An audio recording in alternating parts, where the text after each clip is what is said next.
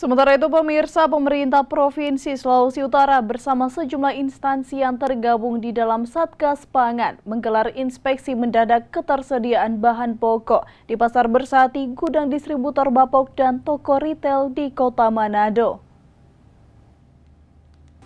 2 minggu menjelang Hari Raya Idul Fitri, pemerintah Provinsi Sulawesi Utara bersama sejumlah instansi yang tergabung dalam Satgas Pangan Sulawesi Utara melakukan inspeksi mendadak ketersediaan bahan pokok di sejumlah lokasi di Kota Manado.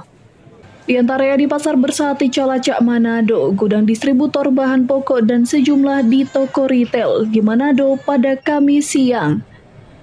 Sidak yang dipimpin oleh Sekprov Sulut ini dilakukan untuk memastikan ketersediaan bahan pokok menjelang Lebaran, di mana harga-harga bahan pokok seperti beras, minyak goreng, telur, dan sejumlah bahan pokok lainnya terpantau memang mengalami kenaikan harga.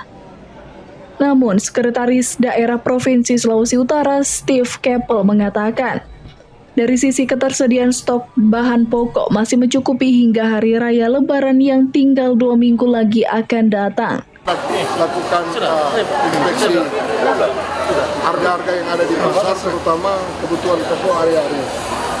Apa yang selama ini terjadi bahwa kenaikan harga barito, kenaikan harga beras, kenaikan harga daging, minyak goreng, itu semua memang terjadi, tapi tidak ada kelangkaan. Terjadi kenaikan yang tidak signifikan, tapi sedikit meningkat dari yang terjadi sebelumnya, minyak goreng. Oleh karena itu kami minta juga dari aparat keamanan, penegak hukum untuk turut aktif terlibat terhadap para distributor minyak goreng. Ditambahkan juga kenaikan harga sejumlah bahan pokok menjelang Lebaran memang sulit dihindari.